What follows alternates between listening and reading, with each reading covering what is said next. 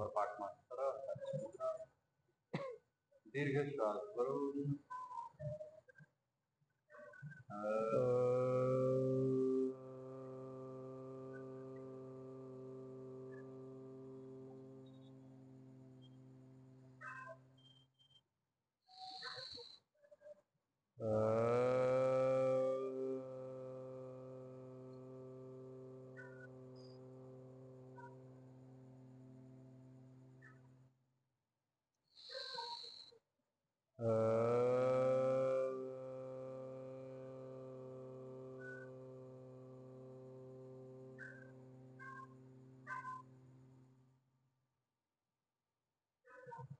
ॐ कृष्णाय वासुदेवाय हरये परमात्मने प्रणतः क्लेशनाशाय गोविंदाय नमो नमः।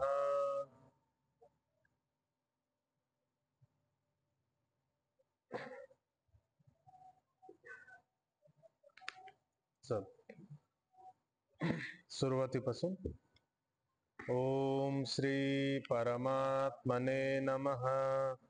अथ तृतीयोऽध्यायः। अर्जुन उवाच ज्यायसि चेत् कर्मणस्ते मता बुद्धिर्जनार्दन तत्किं कर्मणि घोरे मां नियोजयसि केशव।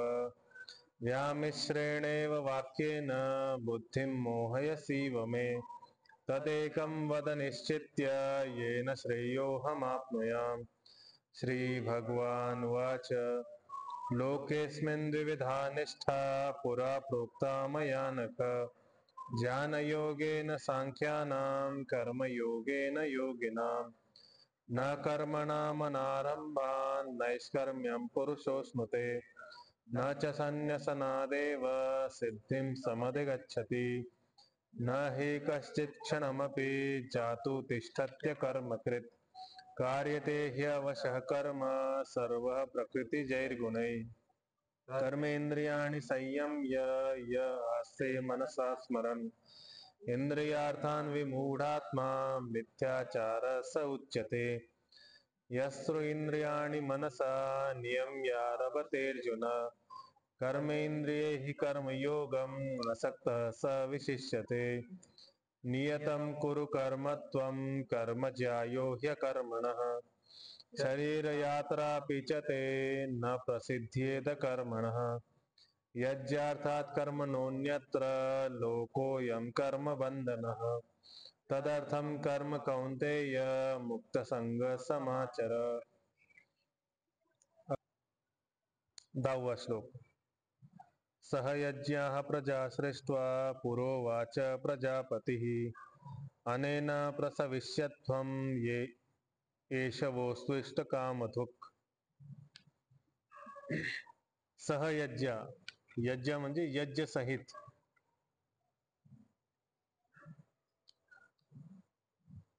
यज्ञ म्हणजे जसं पाठीमागच्या श्लोकामध्ये यज्ञ ईश्वराला सांगितलं होतं, तर इथं यज्ञ हवनाला सांगितलं।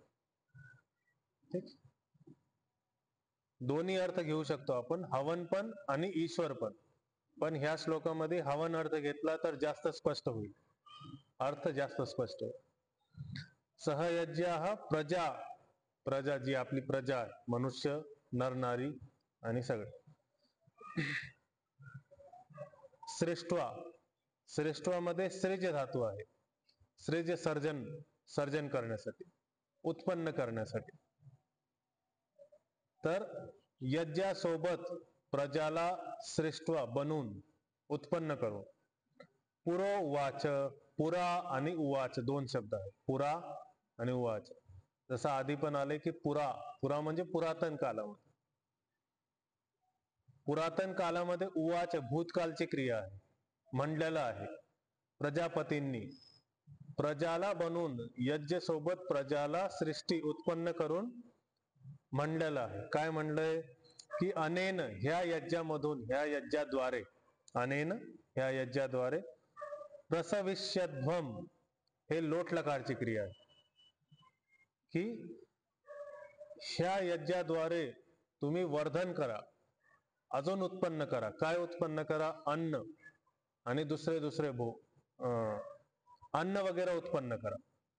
जसं शेती करतो तर एक दोन तीन बी लावले तर त्याच्यामधून भरपूर दाणे वगैरे फुटतात. त्या टाइप मध्ये सांगतात की यज्ञ मध्ये एकदा आहुती टाकली तर त्या यज्ञामधून वर्षा होईल, वर्षामधून अन्न उत्पन्न होईल असं. तर प्रसविष्यध्वम लोट लकारची क्रिया आहे आदेश देण्यासाठी किंवा काहीतरी सांगण्यासाठी. उत्पन्न करा. एष एष तो यज्ञ. उत्पन्न केल्यानंतर तो यज्ञ काय होईल? वह वह म्हणजे तुमचा. अस्तु अस्तु म्हणजे होणं. हे पण लोट लकारची क्रिया. अस्तु म्हणजे होणं. इष्ट कामधुक तो यज्ञ तुम्हाला तुमच्या इष्ट कामनांचा भोग भोगायला मदत करेल किंवा भोग देईल तुम्हाला. इष्ट कामनाची पूर्तता करेल तो यज्ञ असा आहे. थोडासा अवघड अर्थ आहे की एका लाईनीमध्ये थोडासा सारांश मध्ये सांगून देतो की प्रजापतींनी यज्ञासोबत प्रजाला उत्पन्न केलं आणि उत्पन्न करून ते म्हणतात की ह्या यज्ञामधून तुम्ही अजून अन्न वगैरे पैदा करा ज्याच्याने तुमची कामना वगैरे सगळे पूर्ती होते. असं सिंपल अर्थ. तर ते खूप मोठी प्रोसेस पुरा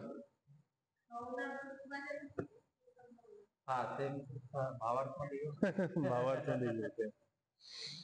तर सहयज्ञ इथं हा समस्त पद आहे, सामासिक पद आहे. यज्ञासहित. ठीक. प्रजा सृष्ट्वा पुरोवाच. पुरा आणि उवाच मध्ये संधी झाली. पुरा अधिक उवाच ओकार झाला. प्रजापती अनेन प्रसविष्यध्वम. प्रसविष्यध्वम असा शब्द आहे आणि एष सोबत जुडलाय. म हलंत होता, एष सोबत जुडला. प्रसविष्यध्वम एष. वो स्त्विष्ट कामधुक. वो अस्तु इष्ट कामधुक. इष्ट कामधुक एक शब्द आहे, अस्तु एक शब्द आहे आणि वह एक शब्द आहे. तर वह विसर्गला ओकार झाला अ पुढे असताना, अस्तुचा अ पुढे असताना आणि अवग्रह चिन्हाच्या पाठीमागे सायलेंट. अस्तु आणि इष्ट कामधुक मध्ये उकार आणि इकार मध्ये व संधी झाली आणि इकार सोबत जुडला. ठीक. तर एष वो स्त्विष्ट कामधुक. वो स्त्विष्ट कामधुक असं उच्चारण आहे. पहिला पाद आहे सहयज्ञ प्रजा सृष्ट्वा. दुसरा पाद आहे पुरोवाच प्रजापती. तिसरा पाद आहे अनेन प्रसविष्यध्वम, ध्वम पर्यंत. चौथा पाद आहे एष वो स्त्विष्ट कामधुक. ठीक आहे, म्हणता येईल. सहयज्ञ प्रजा सृष्ट्वा. सहयज्ञ प्रजा सृष्ट्वा. पुरोवाच प्रजापतिः. पुरोवाच प्रजापतिः. अनेन प्रसविष्यध्वम्. अनेन प्रसविष्यध्वम्. एष वो स्त्विष्ट कामधुक. एष वो स्त्विष्ट कामधुक. सगळे सोबत. सहयज्ञ प्रजा सृष्ट्वा. पुरोवाच प्रजापतिः. अनेन प्रसविष्यध्वम्. एष वो स्त्विष्ट कामधुक. सहयज्ञ प्रजा सृष्टा. पुरोवाच प्रजापतिः. अनेन प्रसविष्यध्वम्. एष वो स्त्विष्ट कामधुक. देवान् भावयतानेन ते देवा भावयन्तु वः. परस्परं भावयन्तः श्रेयः परमवाप्स्यथ. देवान, देवान भावयत आणि अनेन असे तीन शब्द आहेत. ठीक आहे. देवान म्हणजे इंद्र आदी देव. इंद्र सगळ्यात मोठा देव आहे देवांमध्ये आणि त्याच्या खालचे जे वरुण देव आहेत, दुसरे दुसरे देव आहेत ते त्याच्या खाली. इंद्र आदी देव. भावयत, भावयतचे दोन अर्थ आहे. एक तर भावना करणे, दुसरा आहे वृद्धी करणे, वाढवणे. तर इथं अर्थ घेतला वर्धन करणे, वृद्धी करणे. तर देव, इंद्र आदी देव यज्ञाद्वारे प्रजाची, सृष्टीची वृद्धी करतात आणि त्या देवांची आपण वृद्धी करायची असते. आपण वृद्धी कशी त्यांची पूजा अर्चना करून, त्यांना अर्घ देऊन, अर्चना करून, त्यांना जेवण वगैरे भोग वगैरे लावून अशी आपण त्यांची अर्चना करायची असते. तर ते देवा, ते म्हणजे ते देवांची भावयंतु वह, तुम्हाला, तुम्ही मनुष्यांना वर्धन करायचं, त्या देवांना वर्धन करायचं. देव तुम्हाला वर्धन करतील आणि तुम्ही देवांना वर्धन, म्हणजे परस्पर. मग शब्द लिहिलाय परस्परम, दोघांनी परस्परम एकामेकासोबत मिळून, भावयंतः दोघा एकामेकाला वर्धन करा. आणि श्रेय परम वाप्स्यत, असं वर्धन केल्यानंतर काय होईल की श्रेय कल्याणकारक तुमचं जीवन होईल. श्रेय परम अवाप्स्यथ, इथं पण लोट लकारची क्रिया, लोट लकार आदेश देणं अर्थ. अवाप्स्यथ, परम अवाप्स्यथ म्हणजे श्रेय तुम्हाला प्राप्त होऊन जाईल असं. तर श्लोकाचा अर्थ एकदम स्पष्ट आहे. इथं 3 शब्द आहेत, देवान, भावयत आणि अनेन. तर भावयत आणि अनेन मध्ये संधी झाली, देवान फक्त जोडलाय सोबत. देवान भावयतान त अनेन संधी झाली, आकार झाला, अ आणि अ मिळून आकार झाला. ते देवा भावयंतु वह परस्परम भावयंतः, श्रेय परम आणि अवाप्स्यथ मध्ये शब्द जोडलेत, संधी काही नाहीये, शब्द जोडलेत. ठीक. अवाप्स्यथ मध्ये आपलरी धातू आहे, आपलरी व्याप्तव, व्याप्त करण्याच्या अर्थमध्ये. तर इथं आपल्याला प्राप्त होतोय असा अर्थ घ्यायचा, कारण की अव उपसर्ग जोडलाय. अव उपसर्ग पूर्वक आप्स्यथ अशी धातू आहे, क्रिया आहे. तर प्राप्त करणे असा अर्थ होतो. ठीक. तर पहिला पाद आहे देवान भावयतानेन, अनेन पर्यंत. दुसरा आहे ते देवा भावयंतु वह. तिसरा आहे परस्परम भावयंतः. चौथा आहे श्रेय परम अवाप्स्यथ. ठीक. तर उच्चारण घेऊयात. देवान भावयतानेन, देवान् भावयतानेन, ते देवा भावयन्तु वः, ते देवा भावयन्तु वः, परस्परं भावयन्तः, परस्परं भावयन्तः, श्रेयः परमवाप्स्यथ. श्रेयः परमवाप्स्यथ. सगळे सोबत. देवान् भावयतानेन, ते देवा भावयन्तु वः, परस्परं भावयन्तः, श्रेयः परमवाप्स्यथ. देवान् भावयतानेन, ते देवा भावयन्तु वः, परस्परं भावयन्तः, श्रेयः परमवाप्स्यथ. पुढचा श्लोक. इष्टान् भोगान् हि वो देवा दास्यन्ते यज्ञ भाविताः, तैर्दत्तान प्रदायैभ्यो यो भुङ्क्तेस्तेन एव सः. इष्टान भोगान ही 3 शब्द आहेत, म्हणजे इष्ट भोग, जे आपल्याला इच्छित आहेत तसे भोग. वो देवा, वह, वो म्हणजे वह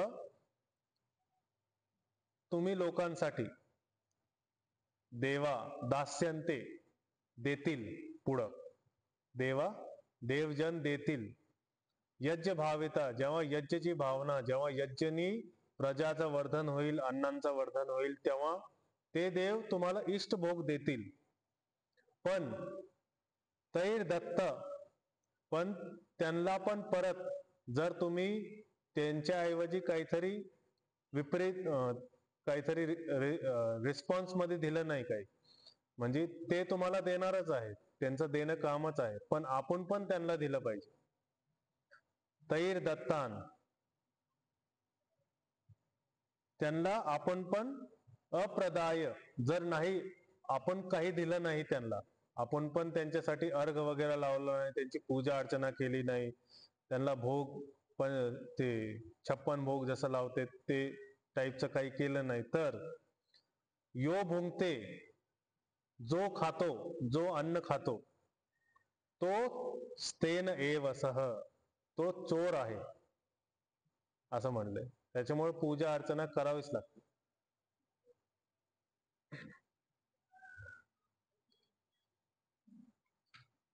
तर समजलं ना अर्थ, की देव आपल्याला देणारच आहे, आपले इच्छित भोग देणारच आहे, पण केव्हा देणार? जेव्हा आपण त्यांची पूजा करू तेव्हा देणार. जर आपण पूजा नाही केली तर आपण चोर सारखं खातोय, लपून लपून खातोय असं. इष्टान भोगान ही शब्द जोडलेत, इष्टान भोगान ही शब्द जोडलेत. वो देवा दास्यन्ते यज्ञ भाविता. तैर, तैही विसर्ग होता, तैही. दत्तान, दत्तांमध्ये न हलंत आहे आणि सोबत अप्रदाय असा शब्द आहे, अप्रदाय. न, न देकर, त्यांना अर्घ न देऊन. येभ्यो, येभ्यो, ज्यांच्यासाठी अर्घ न देऊन, त्यांच्यासाठी, त्या देवांसाठी अर्घ न देऊन. यो भुंगते, जो खातो किंवा जो भक्षण करतो, जो आचरण करतो, तो स्तेन एव सह, तो चोर सारखा आहे, तो चोरच आहे असं. तर संधी नाहीये, फक्त शब्द जोडलेत. ठीक.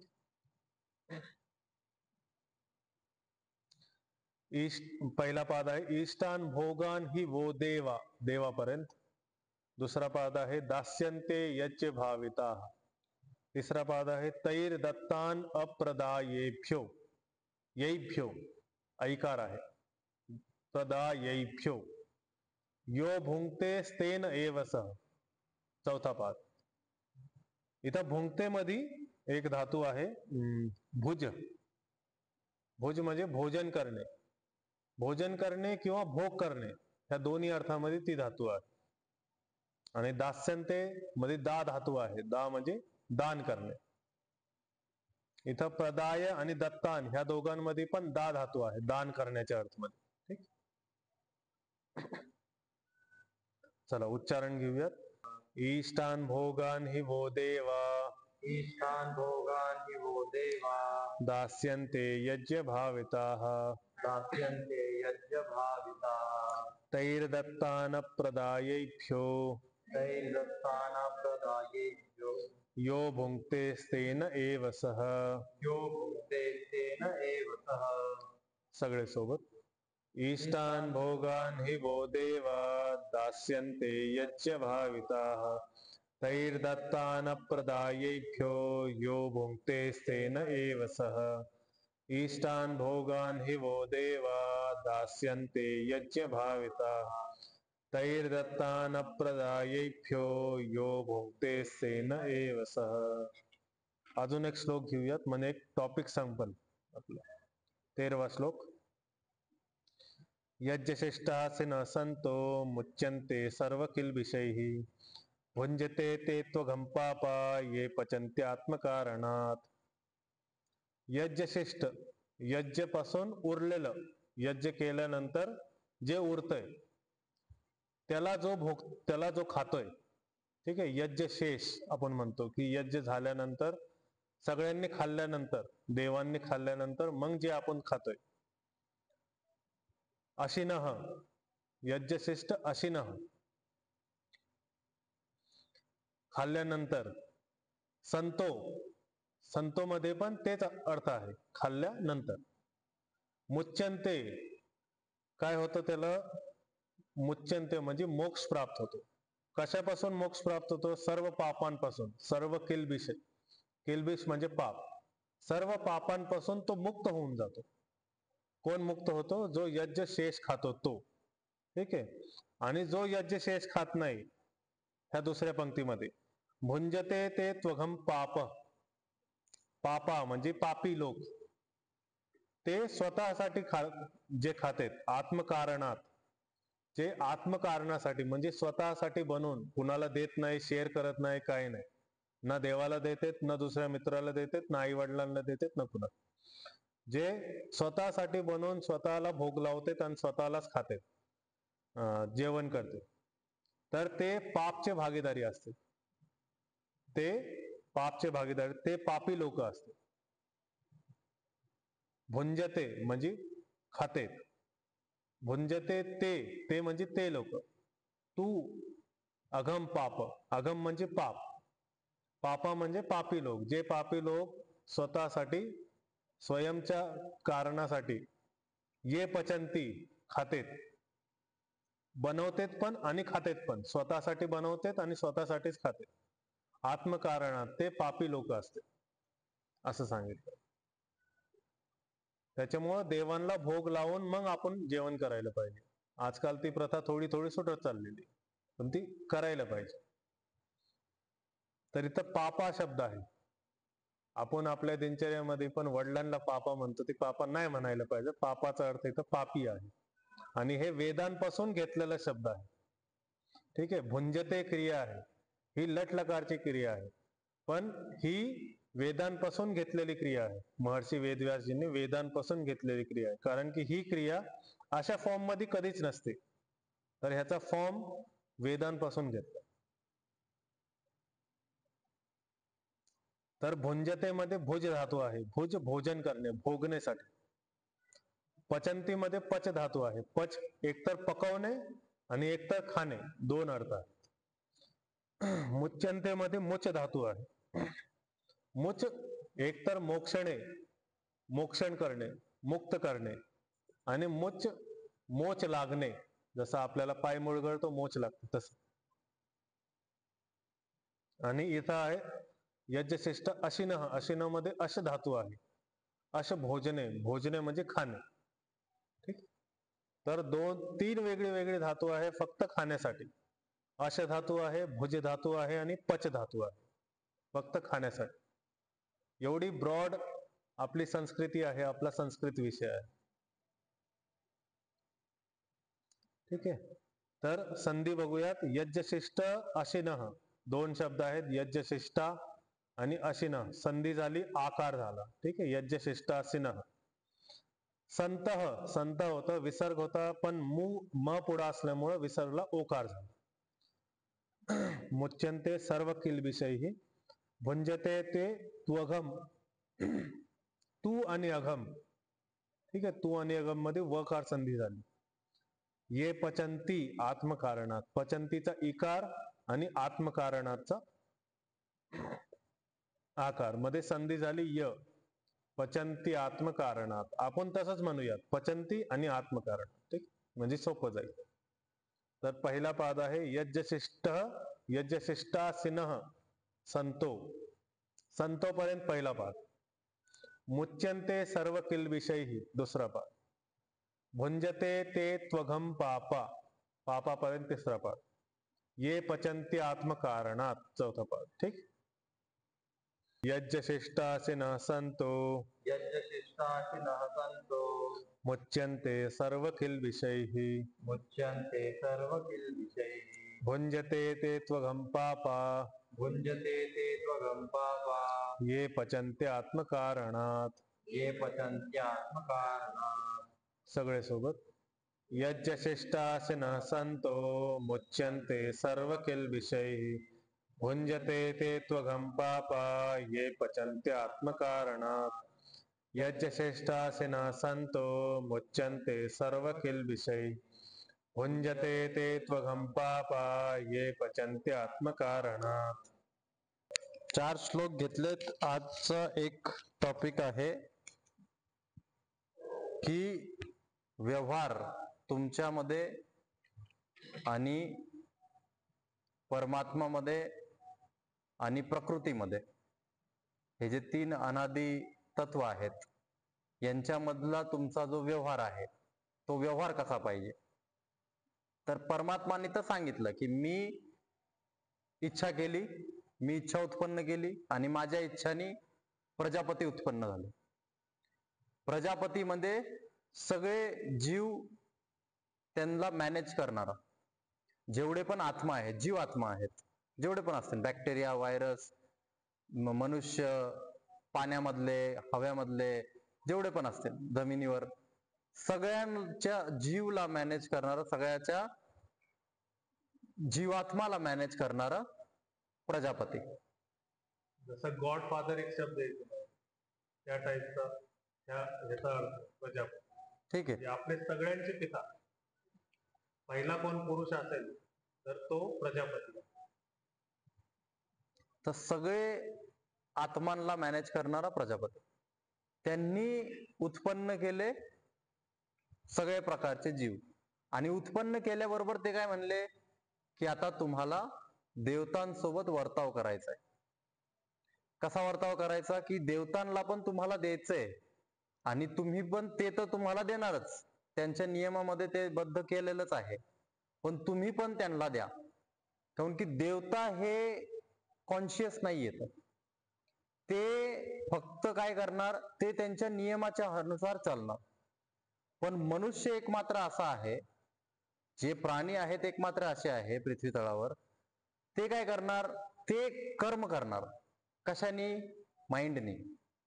तर ते विचार करू शकतात की मला हे नियम पाळायचंय का नाही पाळायचं. मग तिथं ऑप्शन आहे, पण देवतामध्ये तसं ऑप्शन नाही. जसं आपल्याला ऑप्शन आहे की रेड लाईट लागलं तर आपल्याला जायचंय का थांबायचंय. आपण जाऊ पण शकतो, आपण थांबू पण शकतो. पण देवतांमध्ये तसं नाही, ते रेड लाईट लागली की थांबणारच. आता याला थोडस आपण डिटेलमध्ये समजू की प्रजापती काय आहे, परमात्मा मधून प्रजापतीचा उत्पन्न कसा होतो, आणि तिथून बाकी सगळ्या जीवांचा उत्पन्न कसा होतो. ठीक आहे. त्याच्यानंतर अन्नात भवती पर्जन्य, अन्नातून कसं उत्पन्न होतं ते उद्या आपण समजू. ठीक आहे. त्याच्या पुढचा जो टॉपिक आहे तो सगळा उद्याचा टॉपिक आहे. आजचा टॉपिक आपल्याला सगळा फक्त व्यवहार पाहायचा आहे की आपला देवासोबत व्यवहार आणि देवाचा परमात्माच्या सोबत नियम, त्या नियमाला आपण कसं फॉलो करायचं, ह्या सगळ्या गोष्टी आजच्या श्लोकांमध्ये आहेत. तर सृष्टी के प्रारंभ में, म्हणजे सृष्टीच्या सुरुवातीला ज्यावेळेस अनंत ब्रह्म आहे, सर्वत्र एक आहे, सगळ्या जाग्यावर एक आहे. जर सगळ्या जागेवर एक असला तर त्याला मूव्ह करायची जागा आहे का, त्याला हलायची जागा आहे का, तो हलू शकतो का, नाही हलू शकत. तो दोन होऊ शकतो का, नाही होऊ शकत. तो काहीच होऊ शकत नाही. जर सगळीकडे तोच आहे तर तो कन्वर्ट होणार कसा, तो ट्रान्सफॉर्म होणार कसा. तर तिथं त्यांनी आयाम क्रिएट केलं, डायमेन्शन क्रिएट केलं. मग तो त्या शून्यातून एक यज्ञ उत्पन्न झालं, आणि त्या यज्ञाच्या द्वारे पहिला डायमेन्शन आला. त्या डायमेन्शन मध्ये जर एक स्पेस आहे, पूर्ण सगळीकडे भरलेला आहे, त्याला जर यज्ञ करून दोन मध्ये कन्वर्ट करायचं तर तो कसा करणार. एक तर छोटे छोटे डॉट्स असतील आणि एक स्पेस असणार. ठीक आहे. एक जीव असणार आणि एक प्रकृती असणार. तर प्रकृती एक झालं उत्पन्न आणि एक झालं सगळे प्रकारचे जीव. दोन्ही कशातून उत्पन्न झालेत, परमात्मा मधूनच उत्पन्न झाले. पण कशाद्वारे, यज्ञद्वारे. ज्यावेळेस तुम्ही गॅलेक्सीचं सेंटर पाहता, तुम्ही टाकू शकता युट्यूबवर किंवा गुगलवर पण, तर 2016-17 दरम्यान ब्लॅक होल च निर्माण, म्हणजे ते डिस्कवर झालं. आणि ते डिस्कवर होताना, ते डिस्कवर ज्यावेळेस केलं त्यावेळेस असं दिसलं की एक फ्लेअर, जसं अग्नी बाहेर पडत आहे, खूप भयानक लाईट, खूप भयानक काहीतरी एनर्जी, हाय एनर्जी ट्रान्सफॉर्म होत आहे, कन्वर्ट होत आहे. ठीक आहे. आणि ती अशी अशी फक्त एवढंच मुवमेंट आहे.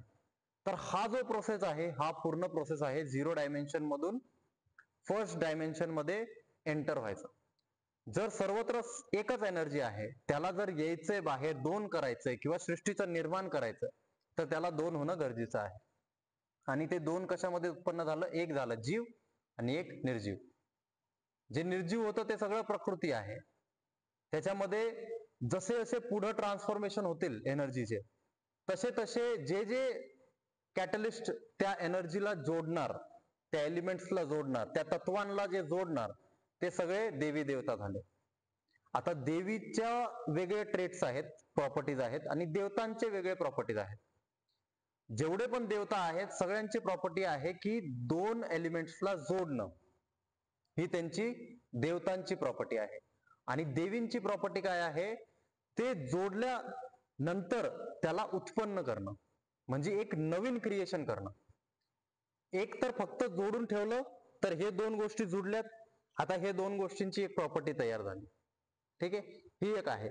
आणि दुसरं आहे की देवी काय करतात, ते उत्पन्न करतायत, एक नवीन गोष्ट उत्पन्न होती. हे दोन्हीचं अस्तित्व पूर्णपणे झिरो झाला आणि एक नवीन गोष्ट उत्पन्न झाली. हे देवींचं ट्रेट आहे, देवींची प्रॉपर्टी आहेत. आणि देवतांची प्रॉपर्टी जोडून नवीन गोष्ट बनवणे आहे. तर यांचे नियम इथं आपल्याला प्रॉपर्टीच्या अनुसार समजले सगळ्यांचे.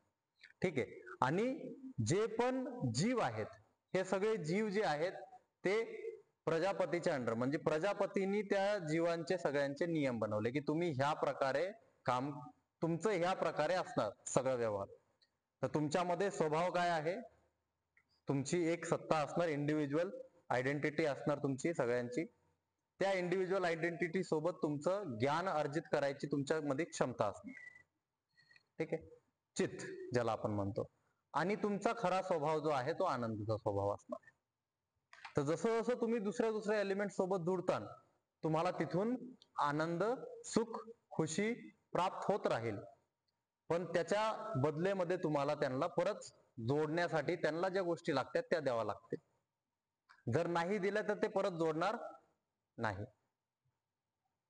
जसं आपण जमिनीमध्ये बीज टाकणार तर वृक्ष येणार, तर फळ येणार, तर फळांमधून परत बीज पडणार आणि ते परत तिथंच परत येणार. ठीक आहे. तर ही जी जमिनीमध्ये टाकायची प्रोसेस आहे ही मनुष्याने करावा, ही हटकून करावा. हे त्यांचं धर्म सांगितलं, हे त्यांना करायला सांगितलं. या श्लोक मध्ये श्रीकृष्णाने त्यांना करायला हे सांगितलं की तुम्ही हे करा. आपोआप सृष्टीचं सर्जन तर होणार, पण तुम्ही केलं तर थोडस अजून सिस्टमॅटिक वे मध्ये ते गोष्टी होत्या. ठीक आहे. तर ह्या श्लोक मध्ये असं सांगितलं की रचना सगळ्यांची, जीवांची आणि देवतांची, देवी देवतांची ह्या प्रकारे झाली.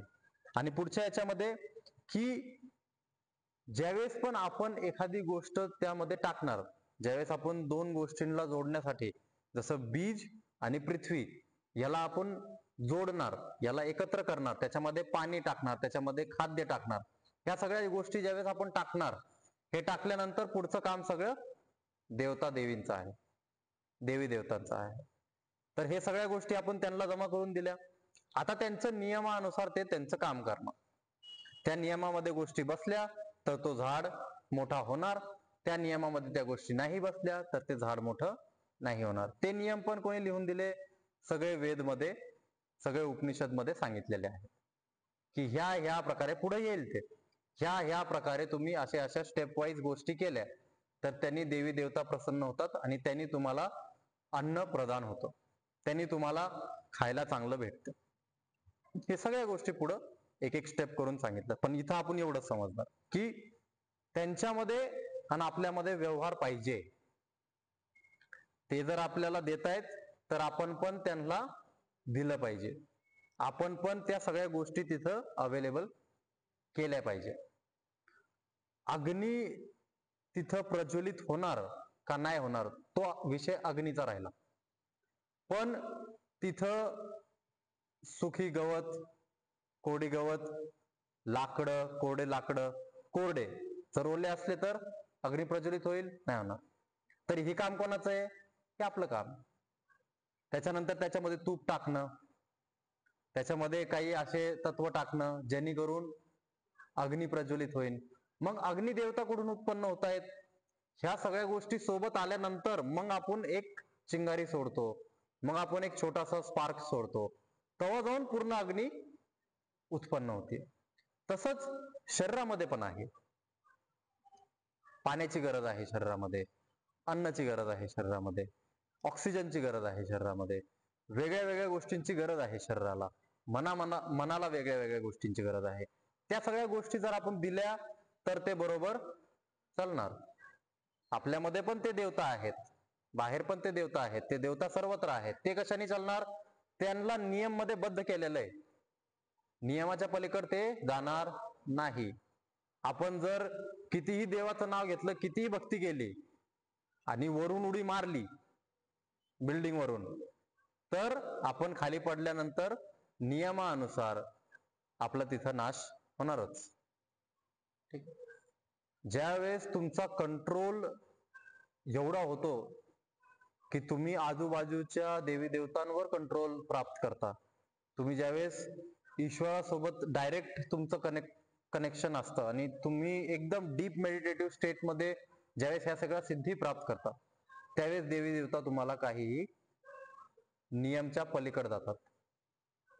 जसं प्रल्हाद सोबत झालं, अग्नीमध्ये बसून पण जिवंत होत. तर तिथं अग्नीने जावायला पाहिजे होतं, पण नाही जावलं. का? की त्याचं तो स्टेट वेगळा होता. ते डायरेक्ट कनेक्शन कोणासोबत होतं? परमात्मा सोबत होतं. तिथं देवी देवतांसोबत कनेक्शन, त्याच्यामुळं तिथं त्यांनी सगळ्या गोष्टी कंट्रोलमध्ये ठेवल्या. अशा एक एक गोष्टी आपल्याला याच्यामध्ये समजतात. आता पुढं सहयोग नीच सगळे प्रसन्न राहतील, देव पण प्रसन्न राहतील आणि तुम्ही पण प्रसन्न राहतील. देव प्रसन्न कशाने होणार? की तुम्ही दोन गोष्टी जोडून त्यांना दिल्या, आता त्यांनी त्यांचं काम केलं तर ते प्रसन्न झाले, आणि त्यांनी त्यांचं काम केलं तर आपल्याला त्याचं काहीतरी भेटणार, तर आपण प्रसन्न झालो, आपल्याला त्याचा भोग तिथं भेटतो. मग ह्या 12व्या श्लोक मध्ये सांगितलं की जीवनाच्या वेगळ्या वेगळ्या इच्छांना, जे आपली इच्छा आहेत ते पूर्ण करण्यासाठी आपण यज्ञ केलं पाहिजे. आणि यज्ञ कोणत्या प्रकारचं? कर्म केलं पाहिजे. जे आधीच्या काळामध्ये सगळ्या गोष्टींसाठी यज्ञ करत होते.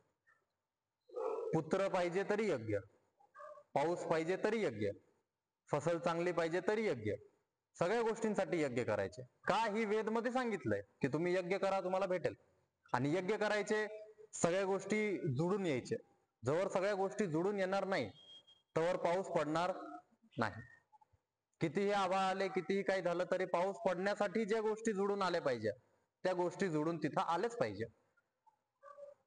तर यज्ञ केल्याने काय करायचे? ते मंत्र उच्चारण करून सगळ्या ज्या तत्व आहेत त्या तत्वांना सोबत आणायचे. सगळ्यात मेन जे यज्ञचा पॉइंट होता ते फक्त अग्नी जाळवणं नव्हतं. जर तुम्हाला शरीरात मधून कॅन्सरला बाहेर काढायचंय तर त्याच्यासाठी ते जडीबुटी, कॅन्सरला मारणारे किंवा कॅन्सरला बाहेर करणारे जडीबुटी त्या यज्ञामध्ये टाकावं लागेल. तुम्ही फक्त लाकडं आणले, तूप आणलं आणि त्याच्यात अग्नी लावली आणि अग्नी लावून तुम्ही कॅन्सर भगाव मंत्र म्हणले आणि तुमचं कॅन्सर नीट होऊन जाणार, असा प्रकार नाही. फक्त लाकडं आणले, तूप टाकलं, अग्नी लावली आणि तुम्ही म्हणले पाऊस येऊ द्या, पाऊस येऊ द्या, पाऊस येणार नाही. त्याच्यामध्ये तुम्हाला तत्व टाकावा लागतील. जसं मी आधी पण सांगितलं की ते तत्वांना सोबत आणावं लागतं, आणि ते सोबत आणल्यानंतर मग ते देवता प्रसन्न होऊन तिथं त्या गोष्टी, हे सायंटिफिक आहे, या सगळ्या गोष्टी एकदम प्युअर सायंटिफिक आहे. याच्यामध्ये काही असं नाहीये की आपण फक्त मनामध्ये इच्छा करून किंवा काहीतरी बिलीफ करून फक्त एक मनामध्ये भाव ठेवून आपण गोष्टी करतोय. नाही, किती पण मनामध्ये भाव ठेवा आणि तुम्ही त्या एलिमेंट्सला सोबत आणलंच नाही तर त्या गोष्टी होणार का? नाही होणार. तर त्या एलिमेंट्सला तिथं सोबत आणणं गरजेचं आहे. आणि ते सोबत आणलं की हे देवता काय करतात? कॅटलिस्ट सारखं काम करतात, एक मध्यस्थ सारखं काम करतात.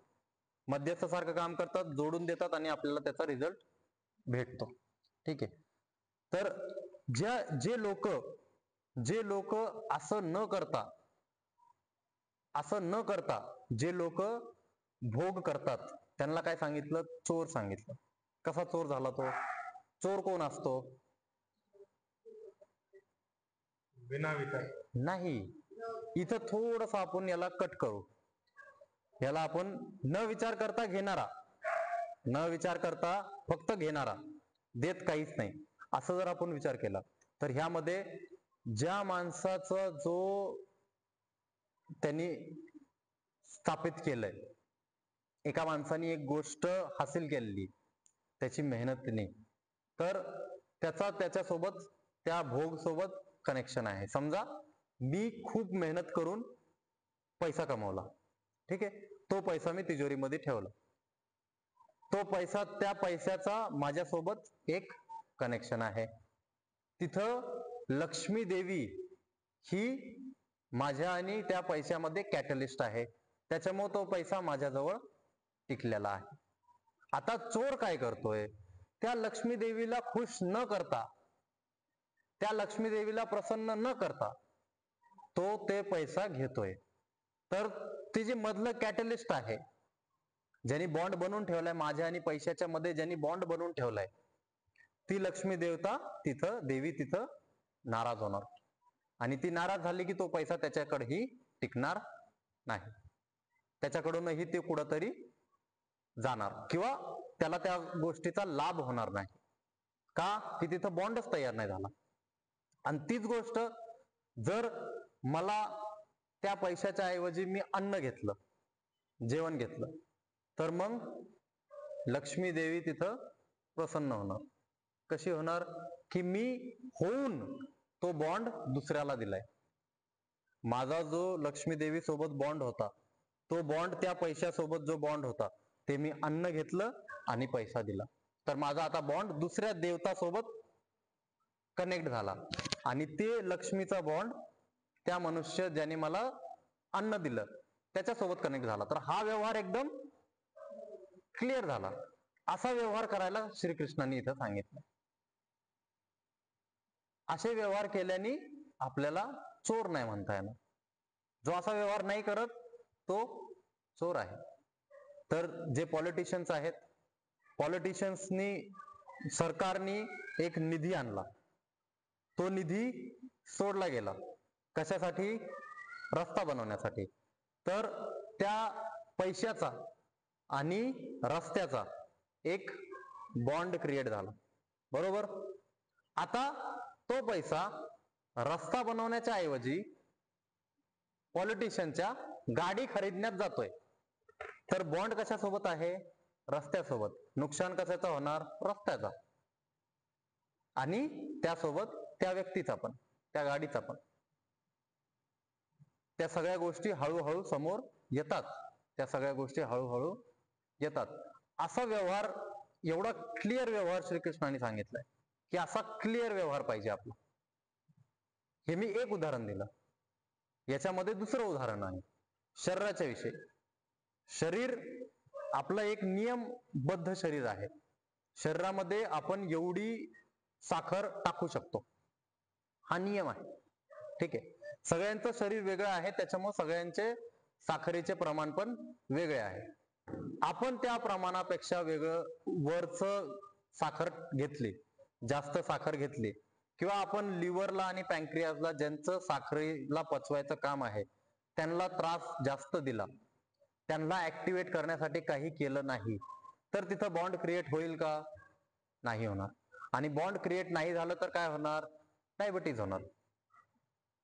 हे शरीराच्या बाबतीत, व्यवहाराच्या बाबतीत, पैशाच्या बाबतीत, दोन व्यक्तींच्या मध्ये व्यवहाराच्या बाबतीत पण सेम आहे. माझ्या आणि तुमच्या व्यवहाराच्या बाबतीत पण, तुमचा माझ्यासोबत एखादा व्यवहार आहे, त्या व्यवहाराच्या बाबतीत पण हीच गोष्ट लागू होणार की माझं जे अस्तित्व आहे, माझ्या अस्तित्वासोबत ज्या गोष्टी कनेक्टेड आहेत, त्या कनेक्टेड गोष्टीला धरून मी चालतोय, आणि तुमच्या सोबत जे कनेक्टेड आहेत त्या कनेक्टेड गोष्टीला तुम्ही धरून चालतायत. आपल्याला जर व्यवहार करायचा आहे तर आपण अदल बदल करणार, पण दोघींच्या सहमतीने, दोन्हीच्या सहमतीने. जर एकाच्या सहमतीने होईल तर तो व्यवहार पूर्ण होणार नाही. मग काय होणार? तुम्ही चोर म्हणले जाणार. दोघांच्या सहमतीने झालं तर, दोन एलिमेंट्सला जर मला सोबत आणायचंय तर दोघांची सहमती पाहिजे, तरच ते सोबत येऊन एक प्रॉपर्टी क्रिएट करू शकतात. नाही तर ते एक प्रॉपर्टी क्रिएट करणार नाही. तर एकाची इच्छा आहे पण दुसऱ्याची इच्छा नाही, तर होईल का बॉन्ड क्रिएट? नाही होणार. तर तिथं दोघांनी सोडल्या पाहिजे, इंडिव्हिज्युअल राहिलं पाहिजे, ठीक आहे. आणि मग सांगितलं 13व्या श्लोकमध्ये की सगळ्या पापांपासून मुक्त होण्यासाठी एक मात्र की तुम्ही यज्ञ मध्ये आधी आहुती द्या आणि मग अन्न ग्रहण करा. आता इथं फक्त अन्नचं उदाहरण चालणार, बाकी सगळे उदाहरण इथं सोडून दिलेत. इथं अन्नचं उदाहरण चालणार. तर अन्नमध्ये 3 प्रकार आहेत. अन्नमध्ये एक आहे सत्व अन्न, रज आणि तम, असे 3 वेगळे वेगळ्या प्रकारचे अन्नाचे कॅरेक्टरिस्टिक सांगितले. सत्वगुण म्हणजे ज्या सगळ्या गोष्टींना, जे अन्न खाल्ल्याने आपल्या शरीरामध्ये सगळ्या गोष्टी जोडल्या जातील, ते काय आहे? सत्व आहे. चांगल्या पद्धतीने जोडल्या जातील, चांगल्या पद्धतीने ते डेव्हलप होणार, चांगल्या पद्धतीने सगळं शरीरामध्ये घडणार.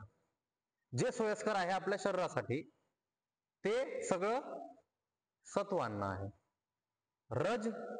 रजोगुणवाला अन्न जे शरीरामध्ये गेल्यानंतर उद्वेग, क्रियाशील, फास्ट, सगळ्या ऍक्टिव्हिटीज काय करतंय? फास्ट करतंय. ते बॉन्ड तर क्रिएट होतोय, पण त्याच्यामुळं बाकी सगळ्यामध्ये स्पीड आलाय, मूव्हमेंट चालू झालंय फास्ट. जसं लसूण आहे, मसाले आहेत, जास्त नमक आहे, कोणती पण एखादी फळ आहे, फळभाजी आहे, त्या भाजीमध्ये आपण थोड्या प्रमाणात मसाले, थोड्या प्रमाणात नमक, थोड्या प्रमाणात मिरची टाकली तर ते शरीरामध्ये जाऊन चांगल्या पद्धतीने मिक्स होणार, चांगल्या पद्धतीने वागणार. पण जर त्याच्यामध्ये आपण जिभेसाठी चव दिली आणि थोडंसं जास्त नमक, थोडंसं जास्त मसाले, थोडं तिखट जास्त असं केलं तर ते आतमध्ये जाऊन त्याला रजगुण त्याचा तयार होणार आणि त्यांनी वेगळे वेगळे प्रकारचे तिथं आपल्याला आजार होऊ शकतात.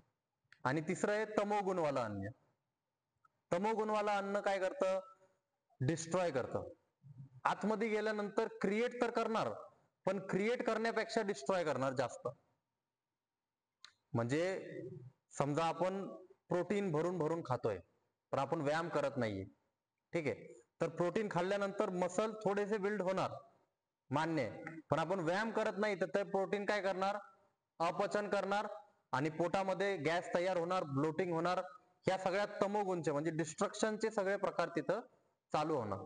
तर तो प्रोटीन त्या मनुष्यासाठी जो व्यायाम करत नाही त्याच्यासाठी तमोगुण आहे, आणि तेच प्रोटीन जो मनुष्य व्यायाम करतोय त्याच्यासाठी सत्वगुण सारखं वागतं. तर शरीराच्या अनुसार अन्न आपल्या सोबत बॉन्ड करतं आणि जो फक्त क्रिएट करतो तो सत्व आहे. जो क्रिएट झाला तरी त्याच्यामध्ये उद्वेग उत्पन्न करतोय, मनामध्ये, चित्तमध्ये स्पीड वाढवतोय, विचारांची स्पीड वाढवतोय, ब्लड सर्क्युलेशनची स्पीड वाढवतोय, ते सगळे रजोगुण मध्ये येतात. आणि जे डिस्ट्रॉय करताय ते सगळं तमोगुण मध्ये येतात. तर अन्न पण आपल्याला काय करायला पाहिजे की यज्ञमध्ये, जे आपल्या यज्ञमध्ये आहुती देऊन मग आपण खाल्लं पाहिजे. अर्थात जे अन्न आपल्यासाठी बॉन्ड क्रिएट करणार ते अन्न आपण खाल्लं पाहिजे. त्या प्रकारचं अन्न आपण खाल्लं पाहिजे. डिस्ट्रॉय करणारं अन्न आपण नाही खाल्लं पाहिजे. जर सिंह नॉनव्हेज खातोय, जर सिंह एकाला चीर फाडून खातोय, तर त्याचं शरीर त्या प्रकारे बनलेलं आहे, त्याच्या शरीरामध्ये दात इथून पूर्ण जबडा सगळे चीर फाडणारे दात येतं. खाल्ल्यानंतर पोटामध्ये त्याचे आतडे फक्त शरीराच्या हाईटच्या 2 पट आहेत. तर तो खाल्लं की खाल्ल्यानंतर जर नाही पचलं तर लगेच बाहेर निघून जाणार. म्हणजे त्याचं शरीराचा नियमच तसा आहे की तो नॉनव्हेज खाण्यासाठी किंवा मीठ खाण्यासाठी फाडू पण शकतो आणि खाऊ पण शकतो. मनुष्य फाडू शकतो का? खाऊ शकतो का? खाऊ शकतो. पण खाल्ल्यानंतर आतमध्ये गेल्यानंतर आपले जे आतडे आहेत ते 12 ते 10 पट आहेत, आपल्या हाईटचे 12 ते 10 पट आहेत. मग एवढ्या वेळ जर मीठ आतमध्ये आतड्यांमध्ये राहतंय तर काय होणार? ते सडणार. मीठ हे 2 ते 3 तासामध्ये सडून जातं आणि छोटे आतडे असले तर फट बाहेर निघणार. जेवढं पचलं तेवढं ऍब्झॉर्ब करून घेईन बॉडी आणि जे नाही पचलं ते बाहेर निघून जाणार. पण मनुष्य जर खातोय तर ते तिथंच राहणार आणि ते तिथं सडायला लागलं तर, सडायला लागलं म्हणजे काय? डिस्ट्रक्शन होत आहे. तर आपण एकतर व्यायाम करत नाही, ठीक आहे, आपण व्यायाम करत नाही, परत आपले आतडे आपल्याला सपोर्ट करत नाही, आपले दात आपल्याला सपोर्ट करत नाही, इथं आपलं हृदय आपल्याला सपोर्ट करत नाहीये. ह्या सगळ्या मध्ये हृदय का नाही सपोर्ट करत आहेत की आपण स्वतः तोंडाने चीर फाडतोय का त्याला? कोंबडीला आपण स्वतः चीर फाडतोय का? नाही. तर आपलं हृदय त्याला सपोर्ट करतोय का? नाही करत. रक्त आपला सपोर्ट करणार का? नाही करत. बॉन्ड क्रिएट होतोय का? नाही होत बॉन्ड क्रिएट. तर काय होणार? मॅक्झिमम डिस्ट्रक्शन होणार. जो मनुष्य क्षत्रिय आहे, जो लोकांना मारतो, ज्याला रक्त कायम समोर आहे, त्याच्या कायम समोर रक्त आहे, जो क्षत्रिय आहे, ज्याला मारल्याने, ज्याला तोडफोड केल्याने, ज्याला चिरफाड केल्याने काही फरक नाही पडत, त्याच्यासोबत बॉन्ड क्रिएट होईल का? होणार. त्या व्यक्तीसोबत बॉन्ड क्रिएट होणार. त्याच्यामुळे क्षत्रियला तिथं सांगितलंय की तो शिकार करू शकतो, तो शिकार करून खाऊ शकतो का? की त्याचा त्या प्रकारचा ट्रेट आहे. पण जो शिक्षण करतोय, जो अभ्यास करतोय, ज्याचा शिकार सोबत काही संबंध नाहीये, ज्यांनी कधी जीवनामध्ये एक माशी पण नाही मारली, त्यांनी जर ते खाल्लं तर त्याच्यासोबत बॉन्ड क्रिएट होईल का? नाही होणार. तिथं काय होणार? मॅक्सिमम डिस्ट्रक्शन होणार. आणि मॅक्सिमम डिस्ट्रक्शन म्हणजे तो जेवण त्याच्यासाठी तमोगुण झाला, पण एक क्षत्रियसाठी तो सत्वगुण झाला किंवा रजोगुण झाला, त्या क्षत्रियचा जो शरीराचा स्वभाव आहे त्यानुसार. ठीक आहे. तर असं यज्ञमध्ये देऊन म्हणजे आपल्या बॉन्ड क्रिएट करून, चांगला बॉन्ड क्रिएट करून, देवतासोबत, देवी देवतांसोबत चांगला बॉन्ड क्रिएट करून आपण जर कोणतीही गोष्ट ग्रहण करतोय, कोणताही भोग घेतोय, तर आपल्याला त्याचा तिथं फायदा होतो, त्याचा आपल्याला प्रसन्नता होती, त्याचा आपल्याला सुख लाभतं, त्याचा आपण भोग करतो.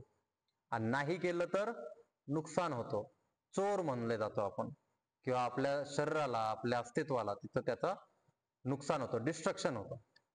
ठीक आहे. असे हे श्लोक येतं. आणि पुढच्या श्लोक खूप भारी, एक एक स्टेप वाईज कसं कसं आत्मा उत्पन्न होती, कसं प्रजा उत्पन्न होती, कशी अन्न उत्पन्न होतो, अन्नाने कशी प्रजा उत्पन्न होते, हे सगळं स्टेप वाईज पुढं सांगितलेलं आहे. ठीक आहे. शांतीपाठ घेऊत. काही प्रश्न असतील तर विचारा.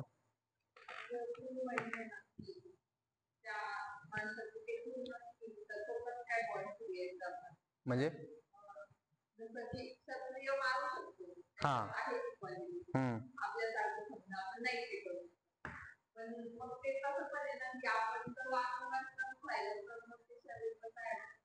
हो हो. तर एक ब्राह्मण जन्म घेतलेला नंतरून क्षत्रिय होऊ शकतो, एक क्षत्रिय जन्म घेतलेला नंतरून शूद्र होऊ शकतो, वैश्य होऊ शकतो. जर त्याचा बिझनेस मध्ये कल आहे तर तो बिझनेसमॅन होऊ शकतो क्षत्रिय. तर ह्या प्रकारे तर जाती परिवर्तन होती ना. त्याच्यामुळे तर सांगितलं की तुम्ही जसं अन्न खाणार तसं तुमचं शरीर निर्माण होणार, जसं तुम्ही कर्म करणार तसं तुम्हाला पुढचा जन्म भेटणार. मग तुमच्या हातात आहे की तुम्ही कोणत्या मार्गाला जायचं, हे तुमच्या हातात आहे. अजून चला, कंबर पाठ सरळ, डोळे बंद, मन शांत, दीर्घ श्वास भरून